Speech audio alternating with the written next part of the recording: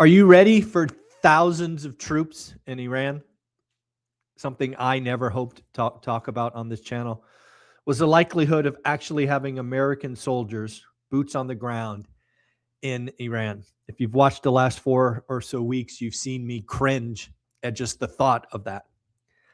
Well, as I sit here this weekend with the pieces on the board, I think it's time that we acknowledge that there's a very good likelihood that we are going to, unfortunately, have boots on the ground in Iran. And I think that changes the entire calculus. I think that ups the risk profile. I think that sends shockwaves through the world economy.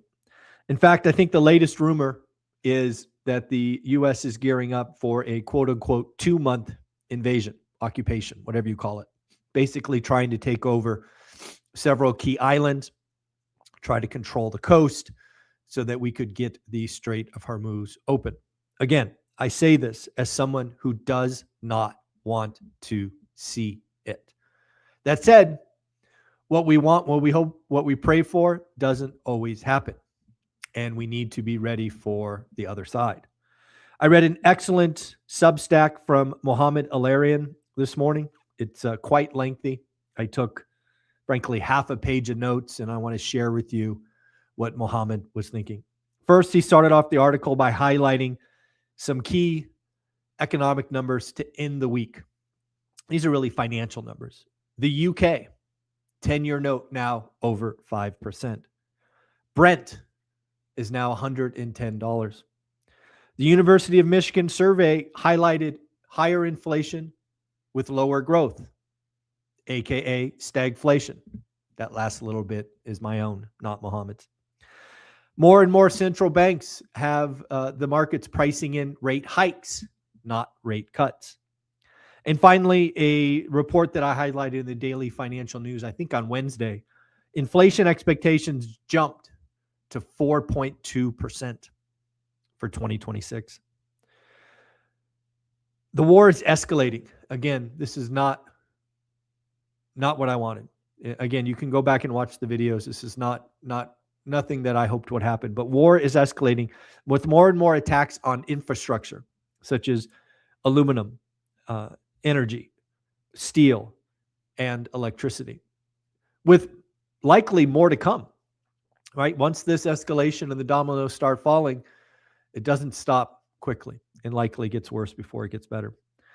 Finally, Mohammed closed with 3 unsettling realities. And I think these are important, kind of where we go from here. 1, deeper and more prolonged disruption in the global economy. Again, this is a worldwide supply chain. We saw last week the Philippines and likely Thailand already declare emergencies. This hits Asia hard.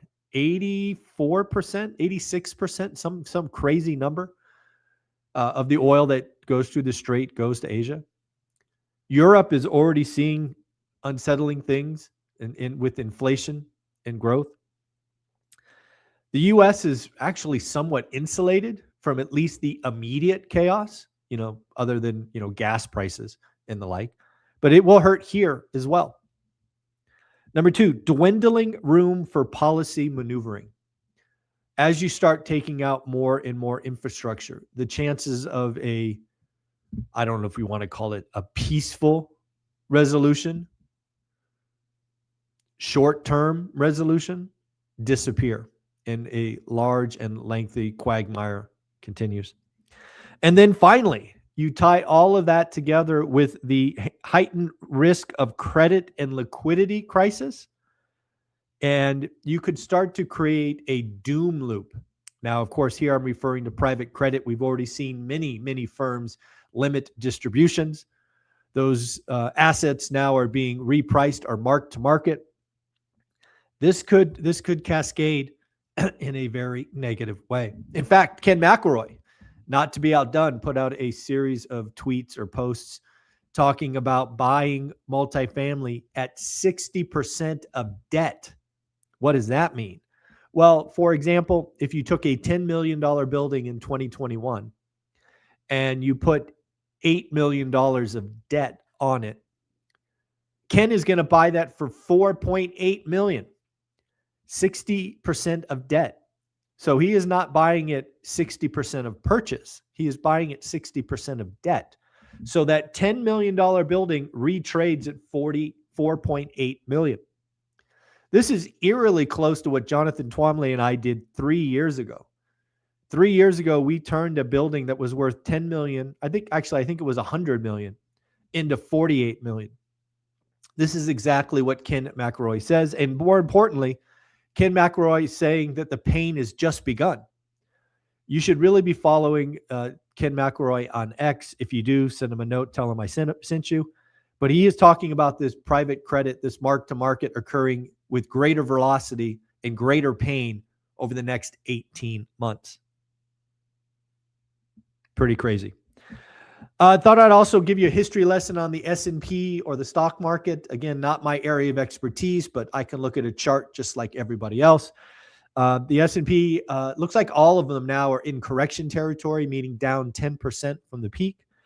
I do want to remind you of the GFC, COVID, and tariffs, just so you are not caught flat-footed. In the GFC, the stock market ripped down 20%, only to recover 14% before it fell 53%. COVID fell 15% immediately, popped 9%, and then fell another 30%. Not to be outdone, even the tariffs ripped 10% lower, bounced 5% higher, and then fell 16%. What does this all mean? It means the immediate reaction. There is a relief rally, and then you go on this falling knife or whatever you want to call it to the ultimate low. As for next week's going to be important, folks. We are going to start to get some economic numbers that are directly impacted from the war, right? The war is now into week 5, as sad as that is to say. On Monday, we have 2 Fed speeches. Tuesday, we get the JOLTS report, S&P Case-Shiller, consumer confidence, and 3 Fed speeches. Wednesday, we will get retail sales, ADP jobs, and ISM manufacturing. Thursday, we will get weekly claims. And Friday, we get the big number, U.S. jobs. Last time was negative 92,000. Expectation is for 45,000. And it's also expected that the unemployment rate rises from 4.4 to 4.5%. The average IRS tax refund is actually up 10.9%. If this war was not going on, I'm convinced that money would be going into consumer spending. I suspect because of the war and the threat of AI, a lot of that is being saved or perhaps paying down debt, which is, of course, a good thing. We've had a bunch of people join school in the last 48 hours. Denzel, Hans, Tom, Elijah, and Pete. Thank you all for joining. Make sure you introduce yourself. We got a lot of fun stuff occurring today. In fact, in about 22 minutes, you're going to get an opportunity to speak with Jason Pritchard, one of the real estate investors that I put on my personal Mount Rushmore. You can ask him what's working, what he's changing, if anything. I think it'll be an important conversation. There is an accountability group from 10 to 11 talking about contracting, Burr, and the like. And then from 12:30 to 2, you, of course, have your Sunday accountability group. We do have some Fed speak to round out the daily financial news. Fed President Paulson talking about it feels that the job market is fragile. Well, congratulations. It is. Risk of a series of supply shocks can drive up inflation. Again, this is the dual mandate. Talking, again, threat to the job market and threat to inflation. Fed President Barkin, the pace and uncertainty of changes around AI have made a lot of Fed presidents uneasy, was the word that he chose to use. Looking at the standard 60-40 portfolio, it's having a rough month. It's actually its worst month since 2022. And I guess that's it. I guess the Dow closed in correction territory, and the S&P 500 has had its 5th week of losses. So again, folks, be careful out there. I do unfortunately think that the conflict, war, whatever the heck you want to call it, with Iran is in a very dangerous moment where It appears we are on a trajectory for ground troops, which is not something that I ever hoped we would do, but doesn't matter what I hope. I think it's coming. And escalation seems to be where we are at in this conflict. So again, buckle up, be careful out there. Don't stop doing the work. Understand that sellers are afraid, buyers are afraid. That means it's our opportunity to take advantage and create some lifetime great deals. Don't forget that Steadily is the sponsor of the Daily Financial News. Give them a shot. Maybe they can help. Maybe they can't. They personally saved Olivia and I over 20 grand last year, which I am very, very thankful for. And of course, join school. Be a part of Everyday Wealth Builders, and we will see you there. Talk to you in about 19 minutes with the one and only Jason Pritchard. Take care. Bye.